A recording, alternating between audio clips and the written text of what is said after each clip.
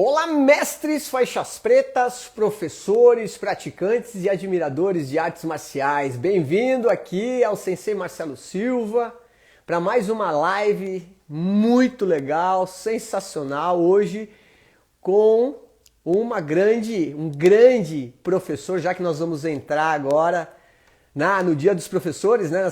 Teve a Semana das Crianças e agora a Semana dos Professores aqui, que é dia 15, né? Que é um grande professor, um grande mestre, uma referência mundial da arte suave do jiu-jitsu, o mestre Flávio Berg. Já está aqui com a gente, deixa eu chamar o mestre aqui, pera aqui. Deixa eu aceitar o mestre. Tá chegando. Que legal. Professora Marli Muccelli, a doutora. Ô, mestre, boa noite. Salve. Tudo bem? Tudo melhor agora, mestre. Obrigado pelo convite. Obrigado pela aceitar o convite, né? Acima de tudo. Com prazer. Poxa vida. É sempre uma honra ter aqui o senhor na minha página. Obrigado. Você fez uma referência aí essa semana que passou agora com o Dia da Criança e a semana próxima o Dia do Professor. Então eu estou nos dois. Que bom, é isso mesmo. Porque eu sou testemunha de ordem prática e ocular ali que o senhor faz um jiu-jitsu como se fosse uma criança, né? Eu estou para conhecer alguém que treina com uma desenvoltura na idade do senhor e é uma referência para mim, inclusive, em termos de trajetória, nós vamos falar um pouco disso, porque de fato para mim é assombroso, né? O senhor está com quantos anos agora? Completou? Faço 84 agora em novembro. Olha só. Então, quer dizer, não tem nem o que falar, né? Quero chegar assim... Mas isso é exercício da jovialidade. A juventude já se foi, né? Quer dizer, a gente não pode mais conversar com ela. Mas a jovialidade permanece até o último instante, o último suspiro. Que beleza isso, né? Isso é sabedoria, isso já é um outro nível, né? Mestre, o propósito da nossa live hoje, obviamente, é saber da sua trajetória, né, de vida, que é um exemplo, né? Eu tenho já uma proximidade, como eu falei, eu conheço um pouco da vida do senhor, não só em termos históricos, da história que o senhor ajuda a construir no nosso país, dentro do jiu-jitsu, mas a história pessoal é muito rica, né?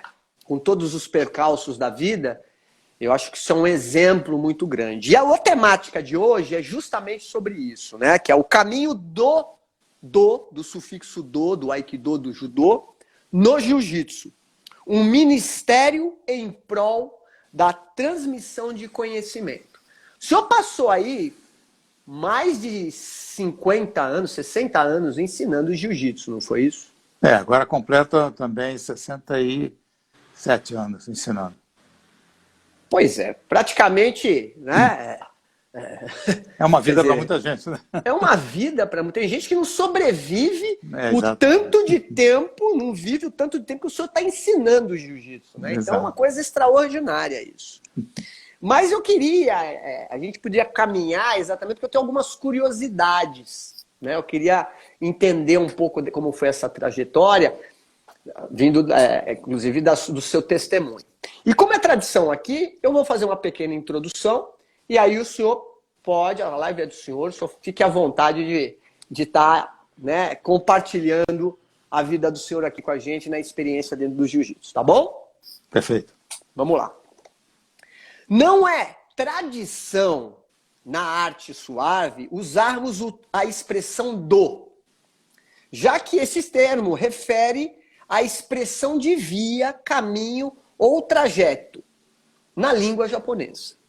Mas não é possível desconsiderar a arte híbrida desenvolvida pela família Gracie, a atividade que desenhou por anos uma trilha que rumou para os 4 cantos do mundo.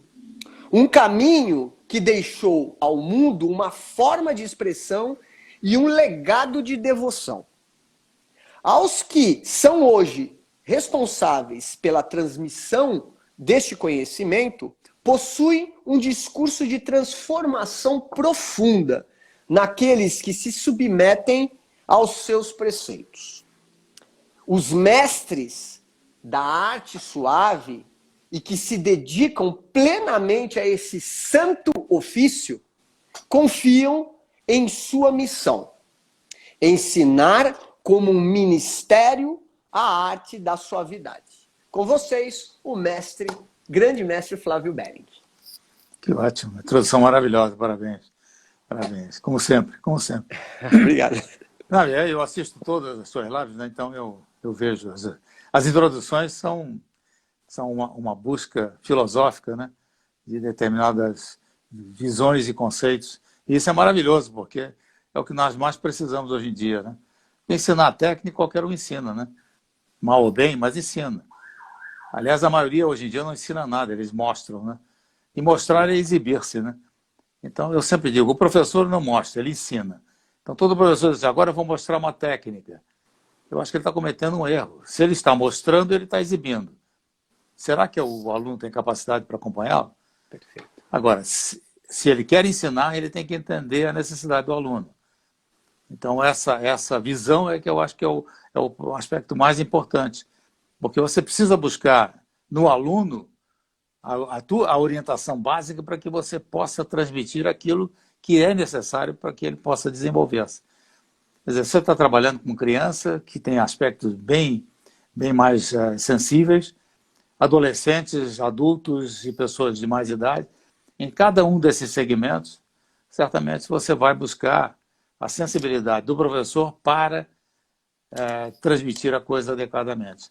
Outro dia eu estava numa live e me perguntaram o seguinte, no caso do caminho suave, no caso do jiu-jitsu, quer dizer, qual é a idade para começar e a idade limite? Bom, a idade para começar é exclusivamente dependente do professor. Se ele tiver fundamentos pedagógicos consistentes, uma compreensão das necessidades da criança, se ele consegue fazer a leitura correta e consistente dessas necessidades, e ainda mais dos aspectos comportamentais. Consequentemente, ele poderá trabalhar com crianças de qualquer idade, até a idade. Mas se você não tiver esse preparo, não abuse e nem tente, porque você vai deformar aquele ser que no futuro vai pagar um preço alto por sua incompetência. Competência do pseudo-professor. Quando você está passando na adolescência, que é uma idade extremamente complexa, você tem aí outros aspectos a serem considerados. Também sempre focado na necessidade. Mas quais são esses aspectos? O que se passou antes? Quais foram os impactos que ele teve na vida, tratando-se principalmente dessa questão de relações e comportamento? E depois você vai galgando. E a última idade, ela é indefinida. Qualquer um pode praticar, desde que haja, aí sim, um aprofundamento. O cara não precisa ser especialista, ele precisa, sim, entender quais são os limites e a capacitação do indivíduo já a partir da terceira idade. Porque, como você disse, você, quando me vê trabalhando tal, é um trabalho com uma fluidez natural, mas eu faço isso a vida inteira. Né? Comecei com 10 anos de idade, portanto, farei agora 74 anos que eu pratico. Ora, então fica simples. Obviamente, o corpo vai estabelecendo limites, mas aí a inteligência vai superando esses limites e você vai conseguindo adaptar-se. E essa adaptação é que preciso que do outro lado também compreenda. Então você não precisa ser um geriatra para fazer isso, mas você precisa ser, acima de tudo, sensível. E não fala, sabe, e não mostre nada. Ensine. Ensine e vai observando. Esse caminho é o caminho, já que nós estamos falando em caminho hoje, é o caminho mais sensível. Quer dizer, cada vez que você ensina uma coisa, você tem que observar qual foi a capacidade de absorção daquele indivíduo, como ele interpretou aquilo que você transmitiu e de que maneira você pode melhorar a relação dele com aquilo que você transmitiu. Então, e o professor tem que ter essa sensibilidade.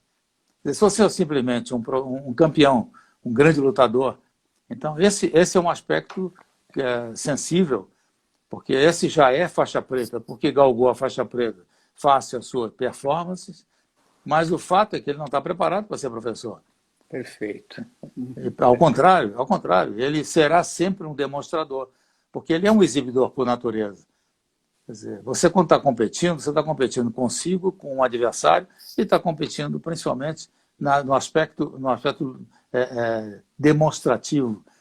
Então, é isso é que aparece aquele aspecto show, né? Quando o sujeito está competindo. Ele gosta da cambalhota, da volta, desse negócio todo, isso faz parte de um espetáculo. É um grande espetáculo, né? Então, Mestre, o senhor está colocando um ponto aqui muito interessante, que o senhor está fazendo uma divisão. O senhor está fazendo, não é nem uma divisão, mas uma diferenciação, que é a pessoa que é o competidor, que é o atleta, que é um exibicionista, né? E o professor, que eu entendo, e eu queria, inclusive, que o senhor dissertasse sobre isso, esse fato, que é o professor, pelo que o senhor está falando, exige um aprofundamento, exige experiência e um conhecimento do outro. Explica pra gente um pouquinho como foi essa sua trajetória. Quando o senhor começou a perceber, se dá conta que existe uma diferenciação naquilo que é um exibicionismo, né, e que não tem nada a ver com uma questão pedagógica de transformação do outro, né? E aquilo que realmente o senhor percebeu num dado momento da sua trajetória, que fala, olha, isso aqui é ser professor. Isso aqui que é importante como sendo um processo de transmissão de conhecimento verdadeiramente. Como que foi esse processo com o senhor? Olha, para mim foi facílimo, por um aspecto muito simples. Quer dizer, quando eu comecei, no final da década de 40, depois na década de 50, quando eu me aprofundei e me especializei, não haviam competições, o que havia eram desafios. Quer dizer, então, no desafio era vida ou morte, isso é, ou você ganha ou você perde, não tem meio termo. Até porque não havia outra regra senão ganhar. Não tinha pontuação, não tinha nada disso, né? Nada disso. Passagem, não existia nada disso. Exatamente. E houve também um aspecto extraordinário na Academia Gracie dos anos 50, que foi o fato do tipo de aluno que frequentava a academia e o que era entregue nas suas mãos. Quer dizer, em geral, eram pessoas que não tinham nenhuma intenção, nenhuma pretensão de competição, até porque não havia perspectiva nesse sentido. Então, aquele adulto, principalmente os adultos, ele vinha ali com o objetivo de aprender alguma coisa, de praticar alguma coisa, que na época chamava-se de defesa pessoal. Quer dizer, ao chamar de defesa pessoal, a pessoa se sentia mais equilibrada e mais segura. Então, o professor, naquela altura, era um professor, ele tinha que ser professor, porque o tipo de público com o qual você trabalhava era um público bem definido e que tinha essa característica. Não era para competição. Então, isso para mim foi muito fácil. Quer dizer, eu fui entendendo já desde muito cedo a necessidade. Eu comecei a ensinar na Academia Gracie com 17 anos.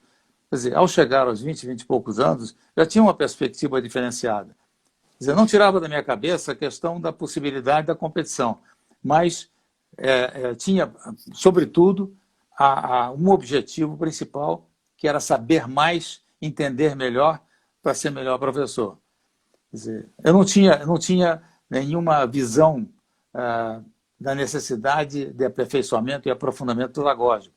Mas isso era intuitivo, aquilo acontecia. Então, na época, eu resolvi fazer um curso extensivo, né, que é um curso de 3 anos, que tinha relações humanas e psicologia. Olha, porque eu achava que era necessário. Eu tinha 22 anos, 22 o senhor já percebia, desculpa só, o senhor já percebia que estava faltando alguma coisa, eu queria um pouco introduzir um conhecimento para melhorar ali todo aquele aspecto que o senhor já estava ensinando, você já era um professor ali, é isso? Exatamente. Olha que coisa legal. Então, esse era interessante, porque aí eu comecei a entender uma série de coisas, e eu me aprofundei muito numa matéria que chamava-se tratamento de queixa. Quer dizer, na realidade, aquela pessoa que vinha ao encontro da gente, como a perspectiva dela é o seguinte: eu preciso treinar, eu preciso aprender a defesa pessoal, no sentido de estar preparado para qualquer situação difícil, corpo a corpo, coisas desse tipo. Era muito mais o enfoque da época. Porque a época era mais romântica. Sabe? Esse corpo a corpo que a gente fala quando se fala hoje em dia, pouca gente entende o que seja isso. Porque o corpo a corpo de hoje em dia não existe, ele é violência pura. Maldade, violência, sabe? Então, na época, não havia assim, até um certo charme, sabe? Existia uma ética, não era? Existia uma ética. Até Uma a briga Tinha ética. entre o que chamava, na época chamava de malandros, né? Entre os malandros da época, havia uma ética. Havia sabe? E havia uma coisa interessantíssima. Eu assisti alguns combates desses na rua, né? Porque acontecia, né? Eu assisti alguns combates e havia um certo diálogo que antecedia. Esse diálogo era interessante porque era quase como dizer o seguinte: você vai mesmo? Nós vamos mesmo fazer isso? Uma briga era de navalha, então a coisa era vida ou morte, não tinha meio termo. Então, sabe? Então a coisa era numa escala violentíssima. Então, você observando isso, você vê que havia não só a ética, como havia uma preparação. É como no final do século XIX, você desafiava alguém para lutar no dia seguinte. Na manhã a gente faz no amanhecer do dia a gente faz o nosso combate, seja ele de espada, de arma ou de fogo, ou que seja. Então, essa ética e esse princípio ético que havia, também aquilo foi perdurando durante muito tempo, e depois perdeu-se violentamente. Violentamente. A partir da década de 70, 80, já começou a descambar e cair num aspecto mais voltado para a violência, e que no jiu-jitsu um termo que se usa muito, a crocodilagem, né? A você pegar na covardia, né? Mestre, o que o senhor atribui a quê nessa época? O senhor citou década de 70, o que se perdeu ali? E se o senhor consegue fazer alguma relação com hoje, com essa coisa da violência hoje? O que o senhor acha que perdeu nessa época? Já que na época anterior a 70 tinha ainda uma ética, como o senhor está explicando. O que eu atribuo isso é simples. Eu vejo que não só o crescimento populacional das grandes metrópoles, quer dizer, o espaço que cada um buscava, e o estresse do cotidiano. Quer dizer, qualquer metrópole, em qualquer parte do mundo, o estresse está presente, permanentemente. Quer dizer, presente no trânsito, está presente no transporte coletivo, está presente em tudo, no trabalho. Então, eu me lembro que na época, talvez na década de 50, 60, havia umas coisas curiosas. Você entrava num emprego, né, num trabalho, e havia uma certa sensação de estabilidade. Quer dizer, dependia exclusivamente da sua competência. Depois, não. Depois do passar do tempo, já não dependia exclusivamente da sua competência, mas dependia vamos dizer, das interferências, fossem elas de pessoas ou fossem elas de negócio, que atribuía a você parte da responsabilidade. Você podia ser eliminado sumariamente, né?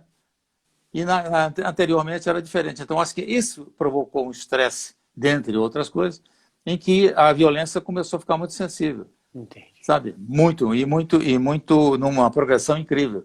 Isso em todas as metrópoles do mundo inteiro. Eu viajo o mundo inteiro, posso afirmar a você que existem metrópoles que são famosas e que estão cheias de violência no dia a dia e no seu cotidiano nas ruas. Ou seja, não é exclusividade nossa só, né? Não, e ao contrário. O que conhece. Aliás, a violência que nós temos, a violência urbana no Brasil tem uma característica. Qual é a característica principal dela? É o seguinte, ela é uma violência vamos dizer, de pessoas para pessoas ou de pessoas para negócios, enquanto que a violência em outros países tem um aditivo que é brutal, que é exatamente o terrorismo. Nossa, verdade. Porque isso não tem como, né, se negociar, isso não se negocia. É ideológico. Né? Ideológico, exatamente. Então, veja bem, eu vi essa escalada toda e chegou num ponto em que um dia sabe aquela coisa de você, às vezes, alguém, uma coisa qualquer no trânsito tal, e você sai do carro e vai falar alguma coisa. Chegou um momento em que não dá mais para sair do carro. Não saia do carro, fique no carro, porque é mais seguro, mais saudável. Sabe? Quer dizer, então, isso é um aspecto. E outro é até a forma como as pessoas falam com você.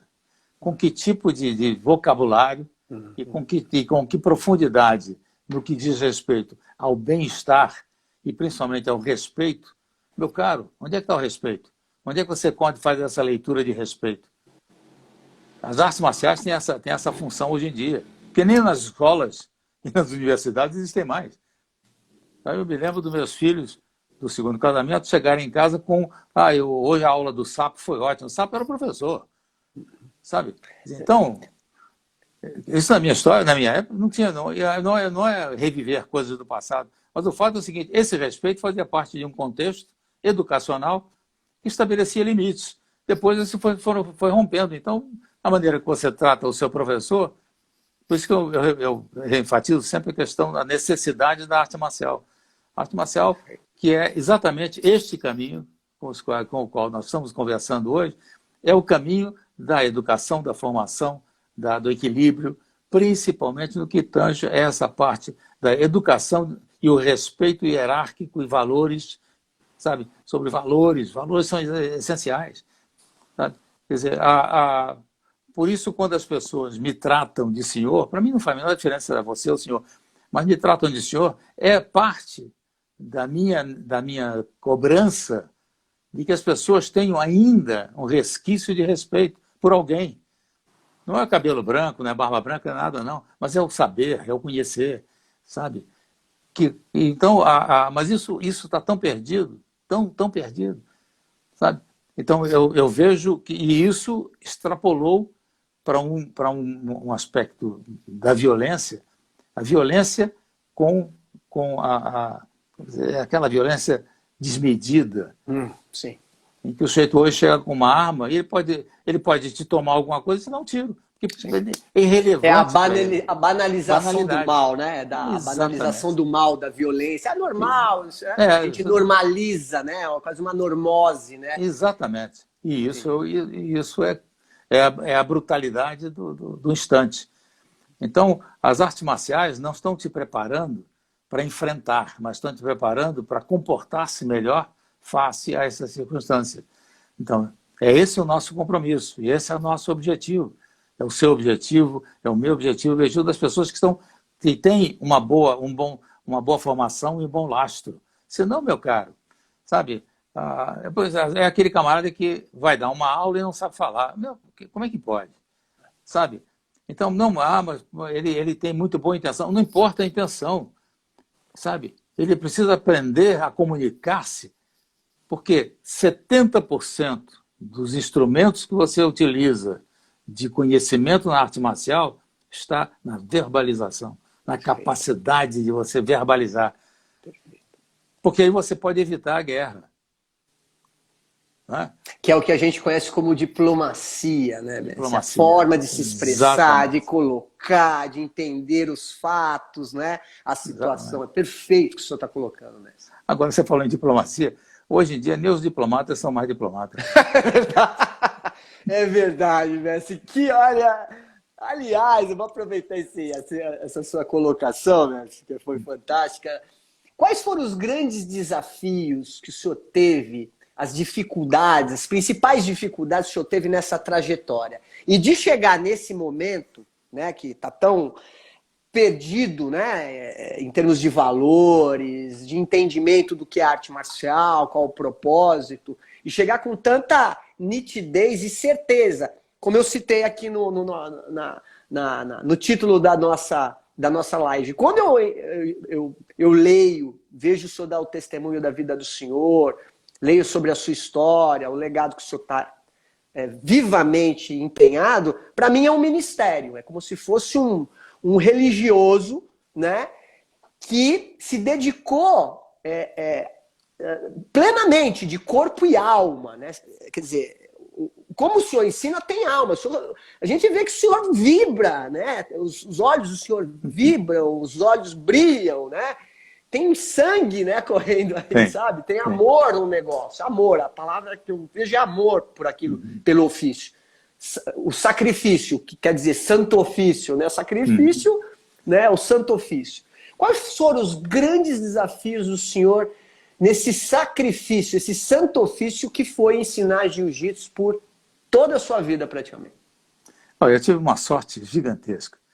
A primeira parte da minha vida, quando eu estudava e resolvi me dedicar a ensinar jiu-jitsu, eu tinha que passar mais tempo na academia ensinando. Então eu me transferi, que seria na época era o científico, né? Transferi o científico para uma escola que você passa mesmo sem estar lá, sabe? Isso foi um primeiro episódio, porque eu queria me empenhar e me aprofundar e ser um tremendo professor. Isso para mim era tudo que eu desejava. Eu tinha uma paixão por aquilo incrível. Então, aí, mais tarde, eu casei muito cedo. Eu casei com 21 anos e com 27 eu tinha 4 filhos. Consequentemente, eu tinha um empenho. Então, o jiu-jitsu não me daria lastro para que eu pudesse ter esse tipo de conduta na minha vida. Bom, então, meu pai era um publicitário conhecido na época e eu me embrenhei pela publicidade e mais tarde na formação de marketing, mas principalmente na publicidade. E era outra paixão minha. Então, uma coisa que marcou profundamente, quer dizer, quando eu me desliguei da Academia Gracie, foi uma série de circunstâncias, mas eu precisava me dedicar ao trabalho, tinha pouco tempo para ir à academia, então eu ia à noite para a Associação Cristã de Moços, que meu pai era presidente de lá, então eu tinha o dojo da associação, um determinado horário, disponível para mim. Eu dava aula para amigos, de graça, só pelo prazer de dar, para não perder o ritmo, né? E foi aí que eu aprendi uma coisa interessante. Como eu não precisava viver do jiu-jitsu, eu passei a viver para o jiu-jitsu. Então, a minha dependência financeira não era dar uma aula ou deixar de dar uma aula, mas era a minha dependência financeira, era da minha profissionalização na área de publicidade e marketing. Ora, então eu comecei todo o período, toda a minha vida a partir daí, foi toda ela como observador, contestador, observador, coisas que eu via, sabe, que eram coisas do passado e essas já não estão adaptadas à realidade do momento.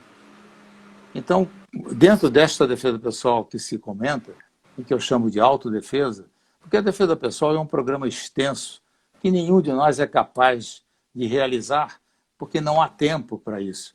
Perfeito. Então, a autodefesa é aquilo que cabe no seu perfil, cabe na sua capacidade física, motora.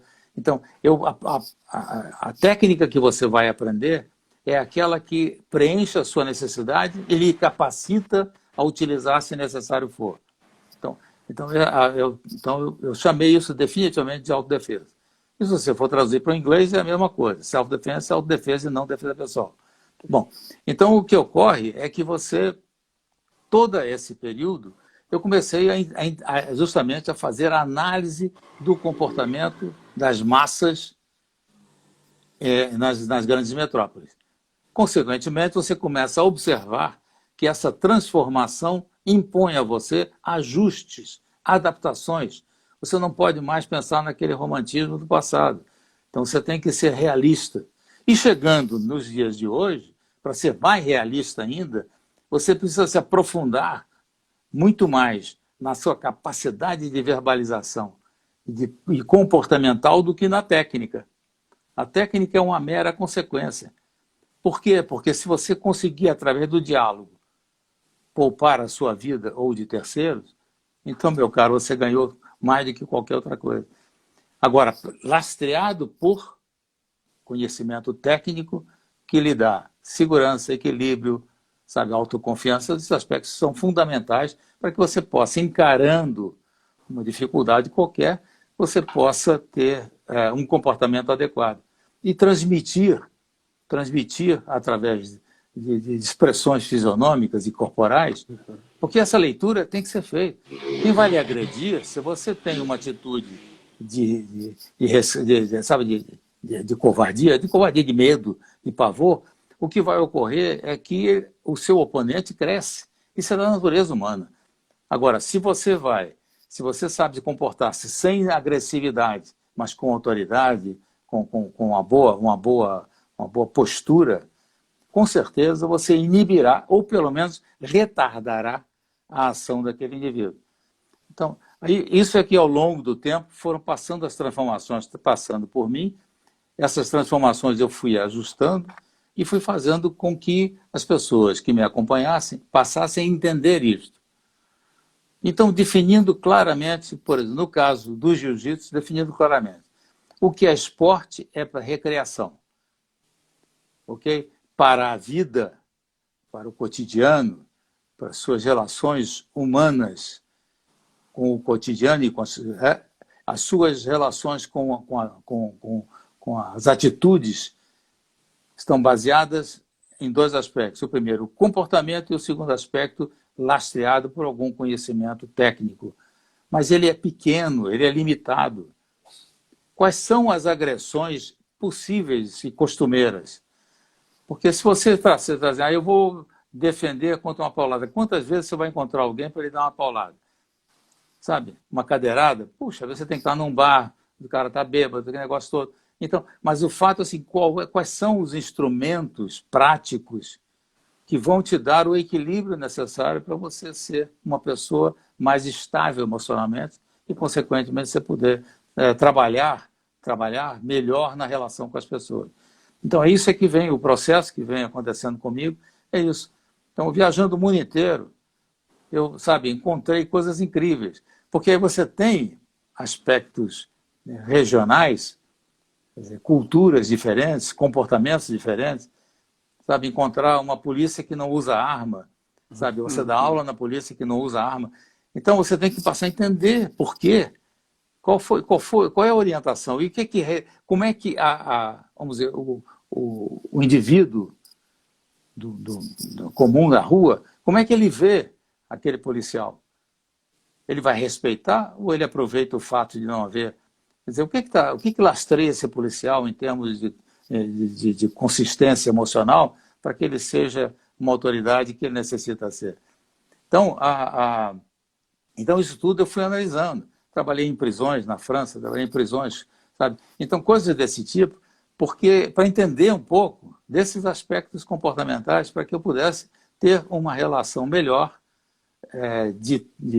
vamos dizer, de aspectos emocionais, técnicos e comportamentais para transmitir isso para as pessoas.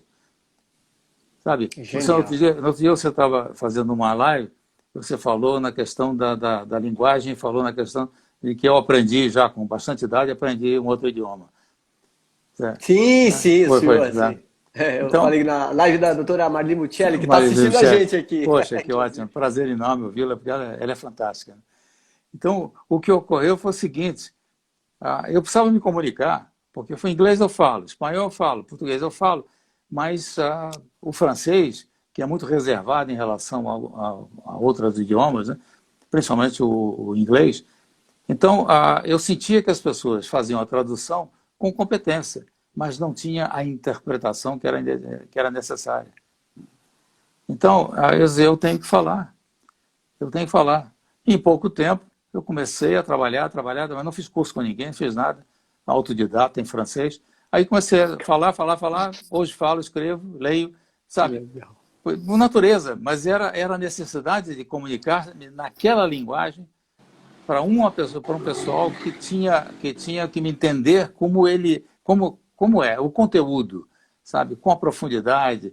Então isso facilitou enormemente a minha relação e me deu uma alegria enorme de poder ter mais um idioma crescido na minha capacidade. Então eu acho que isso tudo, essas transformações pelas quais nós fomos passando, essa capacidade de leitura e interpretação é que, para mim, é a coisa mais importante. Eu estou há 2 anos, praticamente, dentro de casa. Porque eu viajava, você lembra, eu viajava 80% do meu tempo, eu estava fora do país.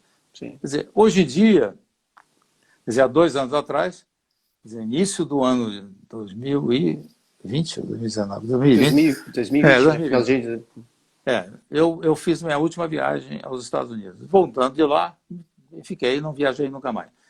E tenho uma vontade enorme, não só da viagem. A viagem, para mim, é o prazer de poder estar de kimono, dentro de dojos, conversando com pessoas do mundo inteiro e revendo amigos, conversando com pessoas, ouvindo, aprendendo.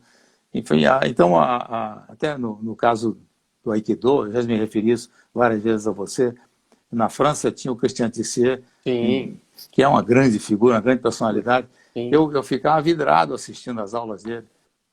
E ele fez uma referência elogiosa a mim, na frente dos alunos, o que, em princípio, não é normal, ainda mais tratando da personalidade dele, a figura que ele é e tal.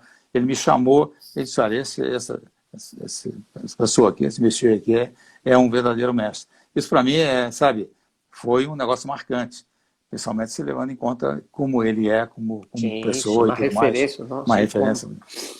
Então, agora, por que aí é que está o grande aspecto, né, Marcelo? Por que ele me chamou? Não tinha necessidade alguma, não foi, sabe? Mas foi exatamente aquele aspecto ele assistia às minhas aulas, né? Porque eu sempre fazia aula ou depois dele ou antes dele. Quer dizer, e curioso é que eu ficava assistindo a aula dele e depois ficava assistindo a minha aula. Então, imagine a visão dele de uma pessoa que está ensinando algo que é bem diferenciado do que ele ensina, mas que no contexto né, é o mesmo. Né? Mestre, eu tenho uma percepção e uma frase que eu costumo falar com frequência, que um mestre consegue reconhecer um outro mestre, né? Então, é aquilo que a gente bate o olho, e eu acho que isso vai também um pouco de experiência, né? De a gente se bater o olho e falar, opa, né? Na linguagem, tem coelho nessa cartola, sabe? Entende? Então, é uma coisa muito bacana que o senhor está testemunhando aqui pra gente, né? Um deleite, como eu sempre falo, um deleite ouvir o senhor, porque é isso, né? Não foi uma experiência de 10 anos, né, treinando. É uma experiência de 70 e poucos, 74 anos ensinando, né? Por isso que eu considero... Treinando, né? Ensinando a 67. 67 anos ensinando, como falamos no começo da live. Muita gente não vive isso de tempo na vida, morre antes. Só está há 60 e poucos anos, né? Por isso que eu considero o trabalho de pessoas que encontram esse sentido, né? Porque eu vejo, inclusive na minha própria história pessoal, que tem um sentido, tem uma substancialidade. Tem pessoas que falam para mim, mas pô, você dá aula há tanto tempo, fica lá, cai 500 vezes, se arrebenta inteiro. Que graça tem isso? Se eu falar qual o sentido que tem isso, não tem sentido nenhum, mas tem uma substancialidade naquilo que a gente faz, que move as coisas. Como o senhor falou agora, né? Eu sabia que eu ia ser isso. Eu sabia que eu queria fazer isso, né? E teve, inclusive, as demandas da vida, né? 4 filhos com 20 e poucos anos, tinha que trabalhar, mas a paixão, né? Essa coisa que envolve a alma, né? E que é expressada, inclusive, quando o senhor ensina, que eu sou testemunha, eu tive aula com o senhor por bastante tempo, né? Em um período, né, bem considerável, e isso está na alma, assim, ninguém faz o que o senhor faz. A verdade é essa, porque é singular a forma que o senhor ensina, o tom de voz que o senhor utiliza, os movimentos que o senhor faz, a forma de, inclusive, lidar com as situações dos alunos. Eu percebia que para cada aluno o senhor tinha um jeito de falar diferente, né? Numa particularidade, não que o senhor fazia alguma distinção, muito pelo contrário, mas o senhor tinha essa sensibilidade, como o senhor citou, né? Então isso que é o grande ministério, né, que eu vejo, né? O ministério do nosso ofício, do nosso sacrifício, que é sacrificante mesmo, né? O senhor, com 80 anos, viajando o mundo todo com a mochila sozinho, né? O senhor não tem auxílio de ninguém. Não. Gente que está escutando a live hoje com o grande mestre Flávio, mestre Flávio Berry viaja sozinho o mundo para ensinar jiu-jitsu, né? Não vai ninguém com ele. Então isso é genial, isso é um ministério mesmo, né? Mas, pode falar. Só um detalhezinho aqui curioso, quando se fala em viagem, muita gente dizia para mim, né, você leva uma boa vida, nada. Eu fiz, depois que eu ouvi essa frase, eu passei a fazer um levantamento. Quanto tempo eu passava no voo e quanto tempo eu passava em aeroportos? Era mais tempo do que eu passava nos dojos. Pois é. Sabe, quer dizer, então, e a paixão está no dojo. Mas o que me carregava com essa vontade, esse empenho todo, era o fato de saber que eu vou chegar E quantas vezes, depois de horas e horas de voo, de aeroportos, incômodos, traslados, aquela história toda, era chegar, vai no hotel e bota suas coisas lá, pega o kimono e vai para a academia. Ah, mas você não está cansado? Eu digo, não, eu estou cansado fisicamente, mas emocionalmente estou preparado. Eu quero ir lá, eu preciso ir. Então, Marcelo, tem uma coisa que acontece que é curiosa, que isso é bom para quem é professor. O fato é o seguinte, a paixão por ensinar, por transmitir, é aquilo que alavanca tudo. Então, às vezes eu cheguei a propor, já propus, hoje eu quero dar uma aula. Não tem, não é cobrado, não acontece nada. Eu quero dar aula, eu preciso dar aula. Então, essa paixão de se transmitir, de dar o prazer de olhar nas pessoas e ver as pessoas postando, sentindo, absorvendo aquilo. Quer dizer, depois que passou a se fazer alguns webinars, quer dizer, via internet, é curioso porque eu preciso de feedback. Então, eu sempre pergunto à pessoa responsável no outro lado da linha, o seguinte, qual foi a sua impressão? Com franqueza, se houve algum tropeço, alguma coisa que não agradou, porque a aula presencial eu sei dar, eu fiz essa vida inteira.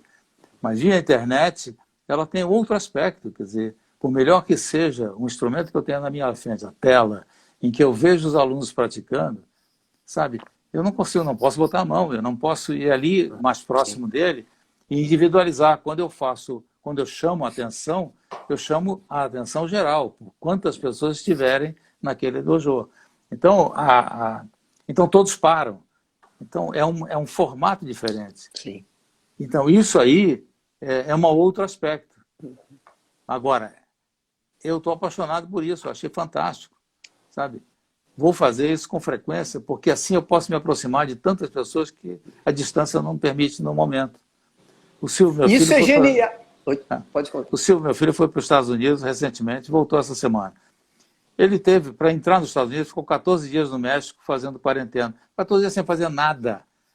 Eu não quero me propor a isso. Porque 14 dias sem fazer nada no México, se houvesse, porque é força, é obrigado, Então, eu quero ir direto e quero estar pronto imediatamente para começar o meu trabalho. Então, e vai acontecer, logo, logo eu estarei na estrada de novo. Sim. Quer dizer, nossa, que genial. Que genial isso, Messi. Puxa vida. Messi, você tocou num outro ponto muito interessante. Há 2 semanas atrás, eu fui convidado para uma live com um professor de Aikido também, chamado Leonardo Sodré. E eu coloquei na live o seguinte, eu falei na live o seguinte: não tem como a gente servir 2 senhores ao mesmo tempo. Ou você serve um, ou você serve outro. Né? E aí eu coloquei da seguinte maneira: não tem como você ser marqueteiro e ser professor. Ou você é professor, ou você é marqueteiro. Exatamente. Né? Então, o senhor está tocando um ponto muito importante. Eu queria até que o senhor comentasse um pouco disso, porque eu conheço o senhor é um professor, o senhor é um mestre, um professor, um sensei em japonês. Né? Não tem como, eu não consigo atribuir nenhum adjetivo que não seja esse para o senhor no aspecto de como o senhor ensina, na característica e na sua formação ao longo de tantos anos. A minha pergunta é a seguinte: como que é isso? Como que o senhor vê que o senhor se adapta pedagogicamente, inclusive, às novas tecnologias, porque todo mundo ficou impedido de ter as aulas normais, né? As aulas presenciais. O que o senhor viu de positivo nisso? E o que o senhor viu de negativo nesse momento, principalmente na pandemia, que obrigou a gente, muitas vezes, a adaptar, né, dominar a tecnologia? Eu também não dominava essas tecnologias de celular, tive que dar aula online também. Como que foi para o senhor? E qual que é essa diferenciação? O que veio de positivo e o que veio de negativo nessa nova realidade que a gente enfrentou agora? Bom, existe aí um aspecto do presencial que é uma imposição da arte marcial, é o olho no olho. Quer dizer, sempre que eu vou dar um curso, um seminário, um workshop, independente do que seja, as pessoas às vezes me perguntam: o que você vai ensinar hoje? Eu digo: eu não sei. Mas como não sabe, você não tem nada programado? Não. Quando eu chego, eu faço uma leitura do ambiente, das pessoas que lá estão, das expressões corporais e faciais das pessoas, e faço o encaminhamento, e sempre funciona absolutamente correto e com um retorno fantástico. Então, esse foi o primeiro aspecto que perdeu-se muito. Perdeu-se totalmente, né? Quer dizer, via internet você tem a possibilidade de transmitir, mas é difícil você interpretar o que está se passando do outro lado. Mas aí vai depender cada vez mais da sua competência, da sua capacitação, não só, como eu falei várias vezes, não só da parte técnica, mas da parte verbal. Quer dizer, como é que você transmite, quais são os conceitos. Quer dizer, hoje, no caso da internet, eu trabalho muito mais o que se diz em inglês de conceptualization, quer dizer, conceitualização. Quer dizer, são os conceitos. Por que eu estou fazendo isso? Por que eu cheguei nesse ponto? Quer dizer, quando você fala numa chave de braço, por exemplo, o que é a chave de braço? Quer dizer, um fato isolado, ele não tem o menor significado, ele é um rótulo. Mas o fato consistente é por que eu cheguei lá? O que me levou a chegar lá? Quais foram os elementos que contribuíram para que eu chegasse lá?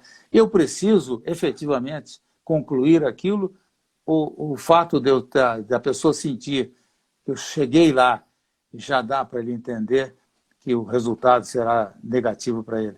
Enfim, então esses aspectos, na internet, você consegue fazer, mas se você tiver uma boa capacidade de conceituar e de transmitir esses conceitos com a consistência necessária. Então, por exemplo, qual é o primeiro aspecto, seja no Aikido, no Judô, no Karatê, no Jiu-Jitsu, no Aikido, no Taekwondo? Qual é o primeiro aspecto? O fundamento é equilíbrio. Se eu não sei me equilibrar, eu tenho que aprender a me equilibrar. Aí muita gente diz assim: não, você vai começar, vou começar a dar aula e vou ensinar para a pessoa cair. Não. Ensine ele a ficar em pé. Porque nós somos assim. Tá certo? Quer dizer, quando nós somos pequenininhos, bebezinhos ainda, nós vamos ter o contato permanente com o solo, temos uma integração com o solo perfeito. Quando a gente começa a tentar a entender e olhar para o adulto que fica de pé, a criança começa a tentar ficar de pé. E ela, então, ensina a você como ficar de pé.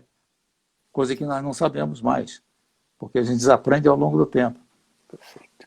E depois, a primeira coisa que ela faz? Equilibrar-se. Para que ela permaneça em pé e possa caminhar, ela precisa equilibrar-se. Então, esse mesmo instrumento é aquele que fundamenta os primeiros ensinamentos de qualquer arte marcial. Como eu fico em pé.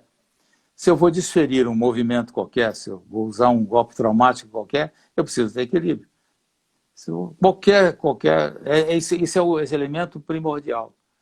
Então, agora, por que quando eu vou ensinar a pessoa a chegar no solo, já é um componente adicional e tem aí um outro aspecto, que é o seguinte: se na eventualidade de você tropeçar, como é que você se relacionará com o solo? Perfeito. Agora, esse é o enfoque. Ao invés de seguinte, você tem que fazer um rolamento, porque o rolamento... Não. O rolamento será útil, já aconteceu comigo, de cair e ter que fazer rolamento. Não aconteceu há muito pouco tempo atrás, o ano passado.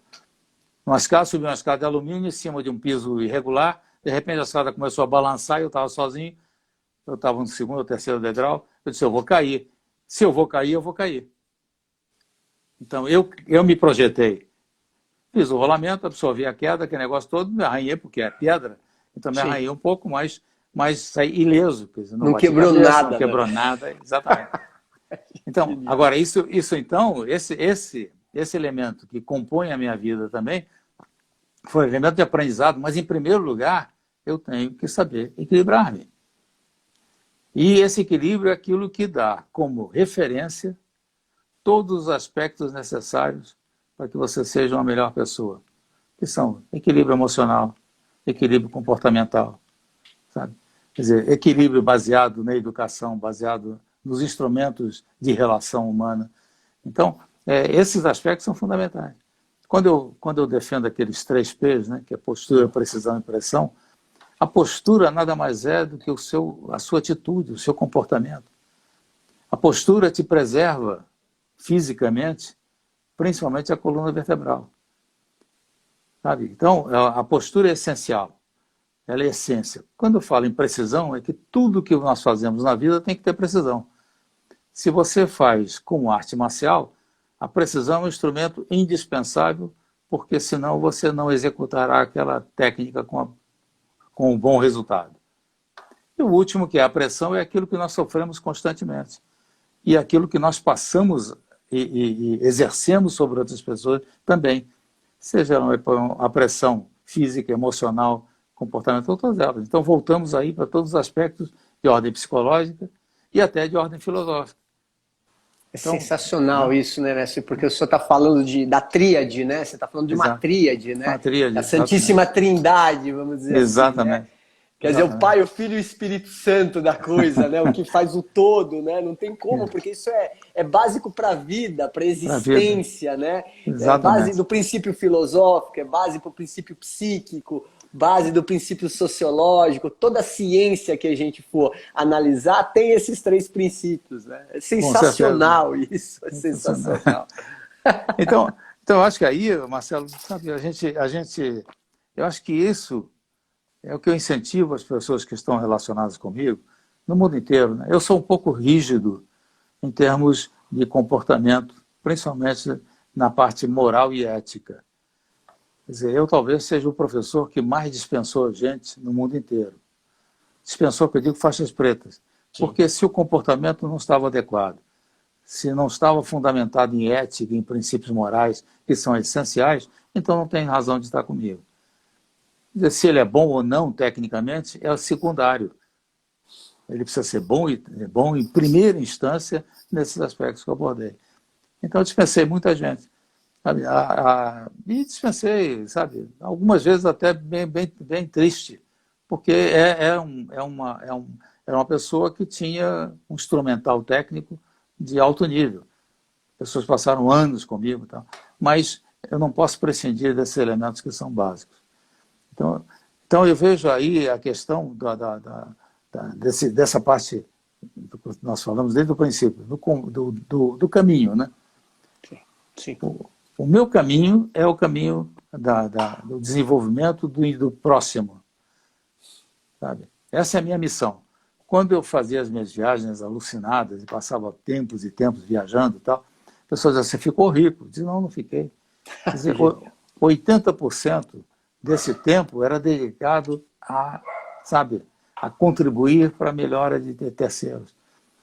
Na França, quantas vezes a pessoa que me recebia lá dizia, nós vamos ter essa semana lotada de aulas. Eu nunca perguntei quanto é que ia ganhar. Porque o que era importante era aquela aula. Sabe? Se tinha resultado financeiro, ótimo.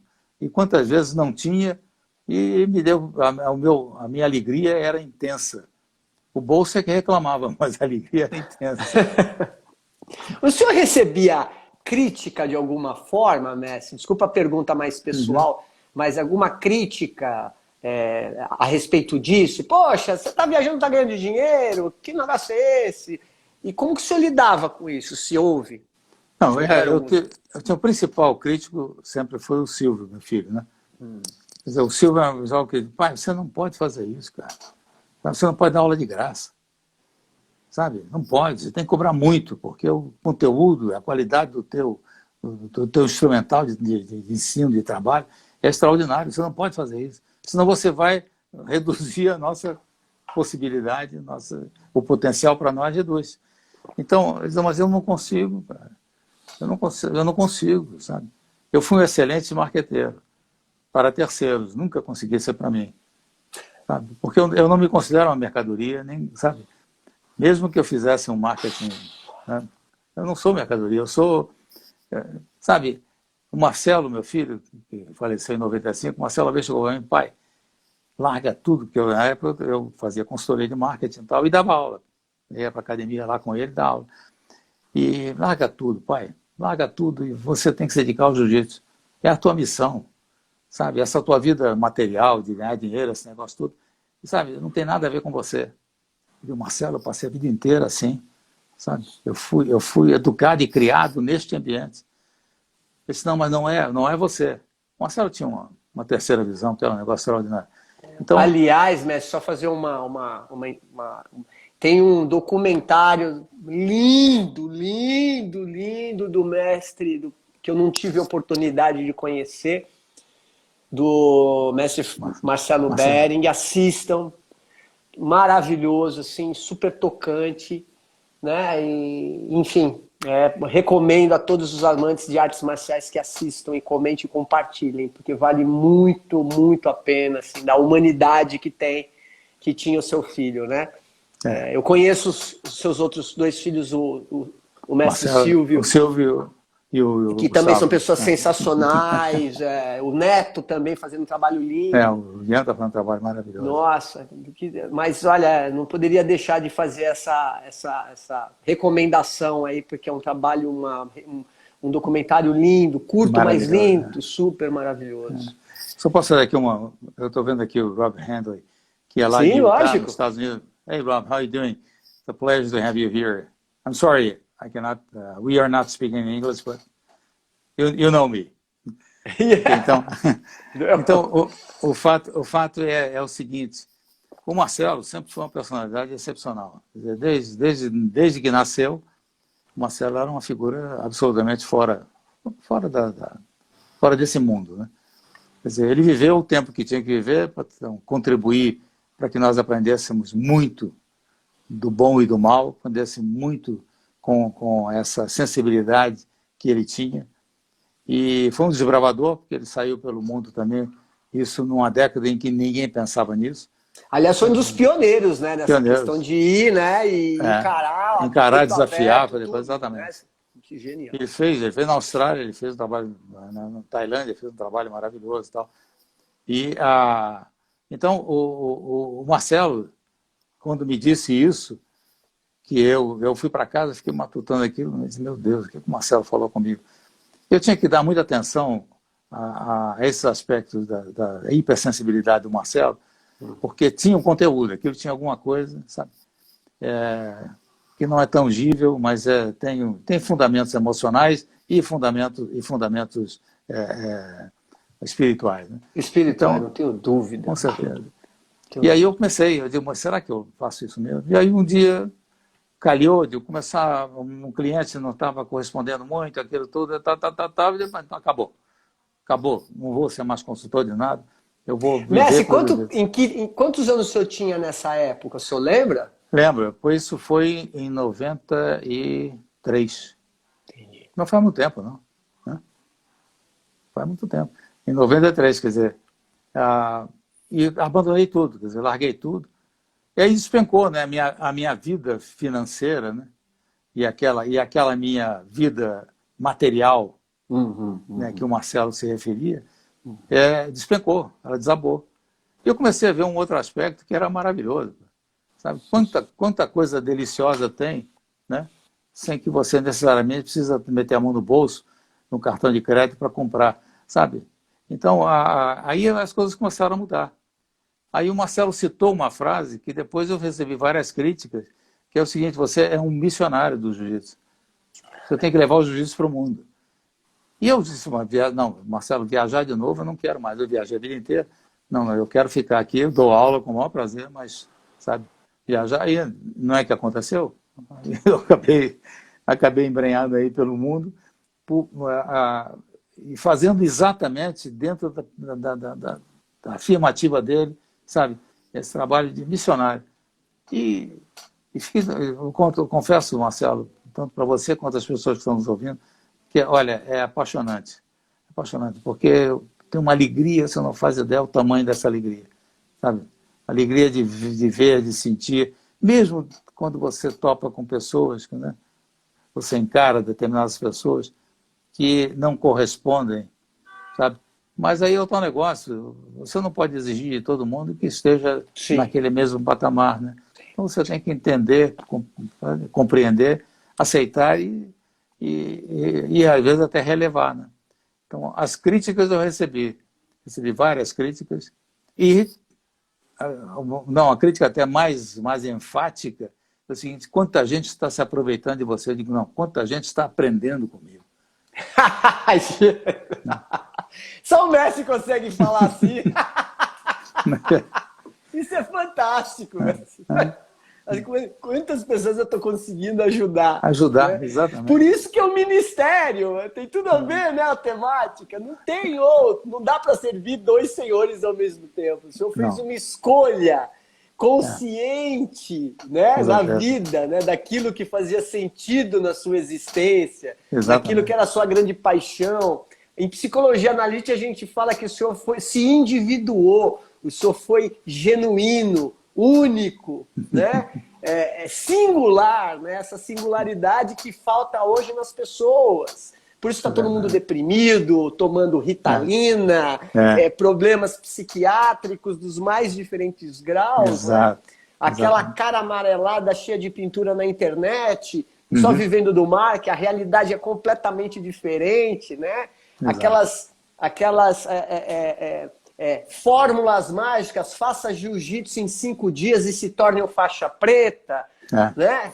Então, o que o senhor está falando é de uma profundidade, quer dizer, demorou 84 anos para ter uma lucidez e uma certeza, né? uma substancialidade, como eu citei, no sentido que é a vida do Senhor, prestado a servir ao outro, servir, né? Ensinando a arte suave. Isso é um deleite, mestre, é um deleite isso. Que bom, tem outra palavra para dizer. Dá uma travada aí, mas eu vou dizer o seguinte, Marcelo, você falou agora exatamente nessa crise que todas as artes marciais passam, né? É exatamente da formação de vários indivíduos despreparados para tudo, né? Formação, mas não é nem formação, quer dizer, é graduação, né? É aquele negócio assim, eu vou amarrar a faixa na cintura dele. O que quer dizer isso? Amarrar a faixa? Eu não vou amarrar faixa nenhuma. Eu vou graduar essa pessoa por lastrar, por competência, por consistência e tudo mais. Então, você vai lastrear a pessoa. Vai lastrear a pessoa, exatamente. Lastrear, você dá um lastro para ela. Exatamente. Então, a partir daí, por exemplo, no dia 13 de novembro, eu já te falei da data, 13 de novembro nós teremos um exame de faixa preta. Dentro do meu grupo de trabalho, ninguém é graduado faixa preta porque eu decidi que ele seria, ou que um outro professor da nossa escola decidiu. Ele tem que se submeter a um exame para uma banca examinadora, da qual eu não faço parte. Eu estou presente, coloco questões, mas não faço julgamento. Tá? E a avaliação primordial é o seguinte: esse indivíduo está preparado pedagogicamente para o objetivo e para o exercício do magistrado? Esse é o objetivo. Técnica você aprende em qualquer lugar. É só, sabe, às vezes você copia uma técnica e está feita. Eu quero saber a sua consistência, a sua capacidade de ensinar. Você está preparado para ensinar e utilizar o meu nome? Porque o que vai no teu kimono, na tua parede, na academia, o meu nome está lá. Então, está preparado para isso? Então ele é julgado. E nós estabelecemos, tanto o Ian, meu neto, quanto eu, estabelecemos um formato que está sendo adotado agora. Que o exame, ele tem, antes do exame, 4 encontros com o Ian e comigo. Esses encontros são de esclarecimento, sabe, de orientação. E ele tem que defender uma tese. Olha que legal isso. Quer dizer, seja ela uma tese técnica, filosófica, sabe, conceitual, não importa. Ele tem que defender uma tese. Aí nós chegamos a uma conclusão para dar um passo mais adiante. E aí é um desafio que eu vou te fazer. Que é o seguinte: todas as pessoas que serão graduadas, isto é, a partir da faixa preta, você vai passar por graus. Existe um tempo estabelecido para cada grau na faixa preta até o terceiro. São 3 anos de intervalo. Mas isso não quer dizer nada. Que contribuição você teve para a evolução pessoal nesses 3 anos? Então, ao invés de simplesmente botar uma tirinha na faixa do indivíduo, agora, a partir do ano que vem, esse ano eu vou fazer experimentalmente, mas a partir do ano que vem, todos os faixas pretas que estão relacionados comigo, eles terão que, na passagem de grau, eles terão que defender uma tese. Sensacional isso. E esse é o desafio. Você, em novembro, deverá apresentar uma tese. Uou! Vou começar hoje, Mestre. Uma abordagem que você hoje quiser. Abordagem que quiser. Não, vamos fazer isso. Você vai fazer parte desse experimento. Porque o Ian, o meu neto, vai fazer a tese dele. Um outro faixa preta, o Marcelo Amorim, vai fazer, e agora estou te desafiando para que você faça também. Mestre, lógico, é uma missão. Vou começar hoje à noite. E eu gostaria que você abordasse um tema que é de alta importância e muito pouco cuidado, e que é a sua especialidade, filosófica. Quais são os aspectos filosóficos da arte? O que isso contribui para a evolução da arte e para a evolução das pessoas? Com maior honra e maior prazer do mundo. Pô, mestre, me sinto honrado por aqui ao vivo ainda. Ao vivo, não tem como fugir. Não tem como fugir. Não tem agora... como fugir. Mas eu não fujo, eu estou aí com o senhor. Com certeza, estaremos lá, estarei lá com a minha tese, com certeza. Então, maravilhoso, poxa, excelente. Isso aí, porque o que eu vejo é o seguinte, a formação do indivíduo, ele vem para uma escola boa e tudo mais, mas no momento em que ele vai ser graduado faixa preta, ele não pode ser graduado por performance, porque a performance é efêmera. Né? Você não pode receber graduação porque eu fui campeão no campeonato. Mas você foi campeão hoje, amanhã você pode não ser mais nada. Então, e que consistência existe, do ponto de vista da sua preparação como professor? Então, você vai receber uma faixa preta no pódio, quer dizer, aquilo é muito fantasia. Sabe? É fantasia, promoção, uma série de aspectos. A promoção que eu digo é sobre o aspecto promocional de venda do produto. Então, aqui, para mim, isso não existe. Ou ele está preparado ou não está. E assim eu fiz no mundo inteiro e venho fazendo no mundo inteiro. Com uma competência e genialidade sensacional e com essa paixão. Mestre, voou de novo a nossa Ixi, Maria. Mestre, eu queria que o senhor fizesse uma consideração final. Detalhe ao pessoal que está assistindo. Primeiro, agradecer. Ó, um monte de gente aqui da Bering, Marcinho, um monte de gente. Marcinho querido. Aliás, eu vou convidar o Marcinho Guimarães para fazer uma live aqui, falar de música. O pessoal do Aikido, e os amigos, os seus alunos, meus alunos, o pessoal do curso de formação filosófica que está fazendo. Aliás, tem o curso aqui de formação filosófica, muito bacana. Depois entra lá na minha bio, vocês vão ver.